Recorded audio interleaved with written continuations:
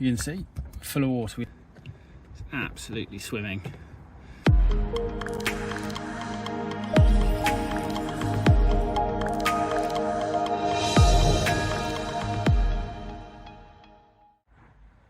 I've got a soggy carpet and floor. This footwell, passenger side footwell, is completely full of water and is totally sodden and soaking wet.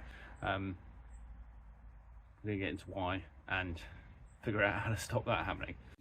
Okay, so let's talk about what's going on here. We have got a sunroof up here. The sunroofs, for all the will in the world, you can't make them watertight. So they have drains so that you don't get water damaging your headliner.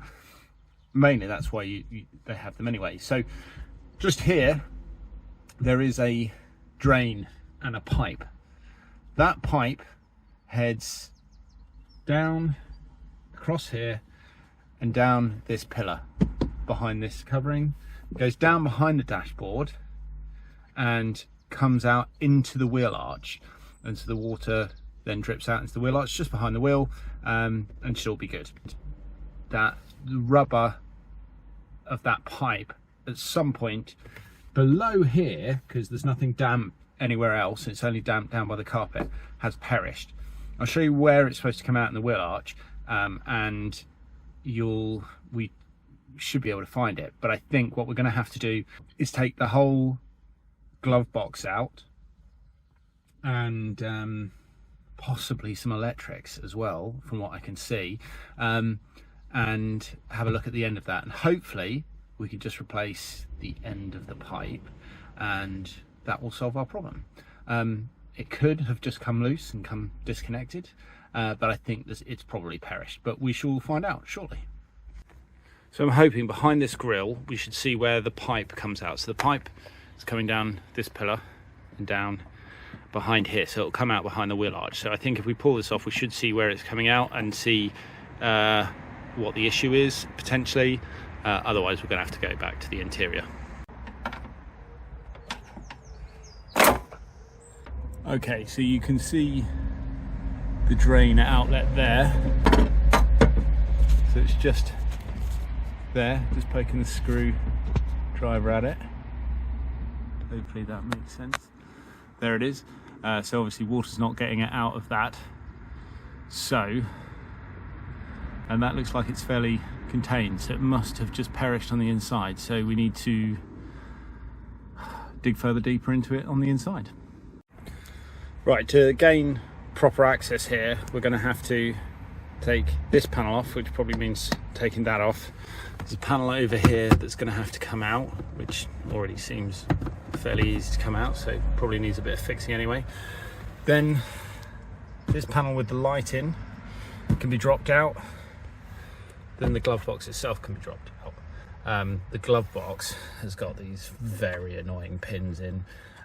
These sort of are barbed, they like splay out on one end, so they're going to be a pain to get off, but until we've got this off we won't really know, and then we'll be able to have a look at what the next step is.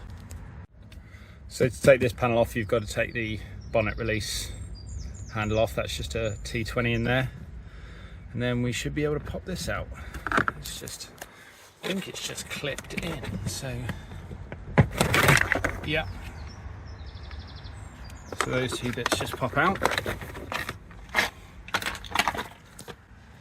and we've just got some electrics behind there, which is great because that's got to be where the water is running. Yeah, look, if you see this, look, if I squeeze this you can see how soggy it is. So right by all the electrics and down through all of this, and those are grounds, so they might need some contact cleaner and tidying up on them as well.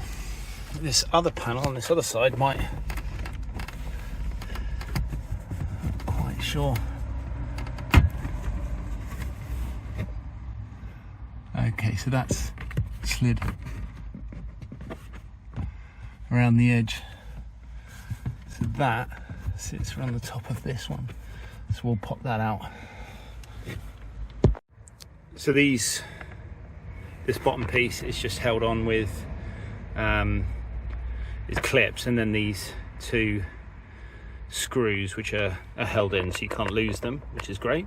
Just need to unplug this connector. That was tricky to do on camera, but it's just a pinch connector, so you just pinch it together and it pulls out. So when you drop down the glove box, just open it up. I've pulled one pin out already, but you have these here, and you just need to squeeze those together, and that will allow it to fall all the way down. Then when it comes to these pins that sit on the hinge, they look like this. They've got a little barbed end, and what you have to do is just squeeze those together before you push through. What I did was I used these, which are circlip pliers. They've got little ends on them which allow me, there was just enough room to get in there, and then I could give them a shove, give the bolt a shove, so I could squeeze and then give the bolt a shove through. Okay, so now we've got the glove box out. I'll try and show you from a distance. We've got this fuse board here that is in the way because we need to get right up the top where you can see these connectors are. So these, you pinch them together and lift the lids off, and then you'll be able to take the connector off. There's two up there and there's two below, and then that board itself is bolted in. So I think we're gonna have to take all of that out to fix this problem. Okay, I don't know how well this is going to come out on camera, but I've dropped the fuse board down, so that's this now, and the pipe is here. You can see hopefully that it's totally perished, but the actual pipe coming down from the roof is fine. Now you see there's wire, that wire there and those there, you kind of have to move those aside to get to it, and the grommet is still in the wing. So first off, I'm going to try and get the end off, and I'll show you what that looks like, and the grommet out, and then we've got to try and put it all in and put it back together. The fuse board here, that's got 3 connectors on the front, 2 in the bottom and 2 on the back.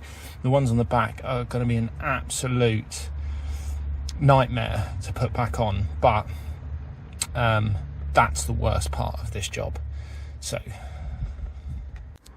okay, so that's the grommet out and the tube out, and that's what a new one should look like. So you can see it's just completely perished. I mean, it's just a crap design. Unfortunately, this one doesn't seem to have been upgraded in any way. Not sure there's a lot I can do about that. And maybe I'll take this fitting off because that looks possibly better than that one.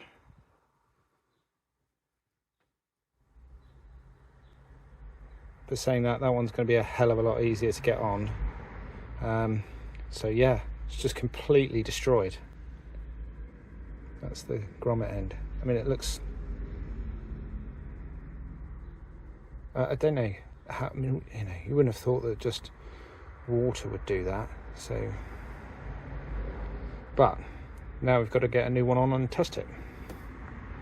So that's the new one in. The grommet's back through. I had to put some needle pliers on that and just very gently tug on it to actually get it to sort of fit. It's got like a grommet bit that fits snugly on there. The mistake I've now made is that I've got the fuse board out, so none of the electric's going to work, so I can't open the sunroof to test it before I've put it back together, which is a pain, but I'm pretty confident that's going to work. This orange plug and there's another green one are the ones that go into the back of the fuse box. When you take them out, you clip them all the way there, and when you do that, you won't be able to get them back on unless you've taken much more of the car apart than I have. So you need to just get them loose so they sort of wiggle, these little clips here, and that should make your life much easier. Okay, so putting that fuse board in back in was an absolute nightmare.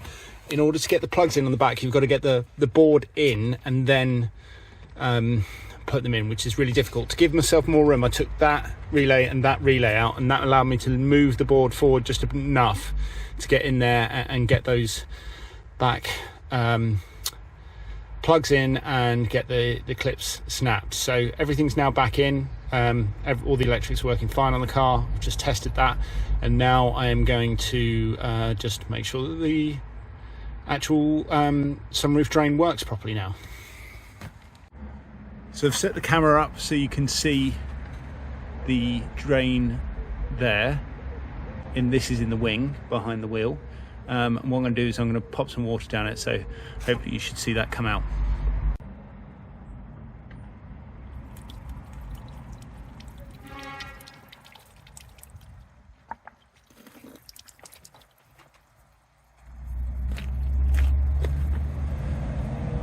There we go, perfect. Okay, so that's it all sorted now. So I've just got to put everything back together, so put the glove box back in and everything else. I took this off here, which just covers up your airbag and where the pipes are and all of that kind of thing. You do not need to do that, so don't. I just did it because I thought it would give me better access, but it hasn't helped at all. And I also took the air vent off this side. That just pulls off and clips back on, but again, no, didn't help at all, so don't bother. But I'm gonna put it all back together, which is kind of reverse of when we were taking it apart, so I won't video that, there's no need. But yeah, really good fix. Really simple job, just very time consuming and quite difficult to do. So all said and done, that job took 4 hours from start to finish. So taking everything apart, putting everything back.